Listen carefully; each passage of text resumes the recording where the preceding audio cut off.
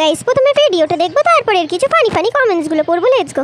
আজকে আমি ঘুম থেকে উঠে সারাদিন কি করব সেটাই তোমাদেরকে দেখাবো। সারা দিন বাড়িতে কি কি কাজ করতে করতে দিন কেটে যায় আমি নিজেও বুঝতে পারি। এমন এমন দিন আসে যে সারা দিন কেটে যায়, কাজ আর শেষ হয় না। যদি কোনোদিন সকালবেলা ঘুম থেকে আরো উঠতে দেরি হয়ে যায় তাহলে তো কাজ অনেক বেড়ে যায়। এরপর আবার ছেলে মেয়ে আমাকে ব্যায়ামের জিনিস সব সেট করে দিয়েছে, আর ছেলে মেয়ের আমার কড়া হুকুম সকালবেলা 1 থেকে 1.5 ঘন্টা ব্যায়ামই করতে হবে, তারপর তুমি যে কোনো কাজ করবে, কিছুই বলবে। আগে যখন আমরা টিনের ঘরে থাকতাম তখন মনে হয় কি সকালের কাজগুলো অন্যরকম ছিল, আর এখন সবকিছুই পাল্টে গেছে। এই হাঁটা আর দৌড়ানোর মেশিনটা দেখছো, এটাই উঠতে আগে আমার খুব ভয় লাগতো, আর এখন ভয় অনেকটাই কমে গেছে। আর এই সাইকেলটা দেখছো, এটাও কিন্তু খুব ভালো ব্যায়ামের পক্ষে। টিনের ঘর থাকতে এই সাইকেলটা আমি অনেকবারই চালিয়ে। এই মেশিনটা তো খুবই ভালো, এই মেশিনটা উঠলে আমার নামতেই ইচ্ছা করে। এই কাজগুলো তো প্রতিদিনকার কাজ, ঘর মোছা, ঘর ঝাড় দেওয়া, এগুলো তো করতেই। বিশ্বাস করো, সুমির এই ছোট্ট দোতলা বাড়ি পরিষ্কার করতে গিয়ে আমার খুব কষ্ট হয়ে গেছে। তাই সকাল সকাল আমি দেরি না করে একটু কফি বানিয়ে খেয়ে নেই। পরিষ্কার করে ঘর ঝাড় দেওয়া হয়ে গেছে, এবার ঘরগুলো সব মুছে নিতে হবে। সকাল থেকে এই কাজগুলোই এখনো চলছে।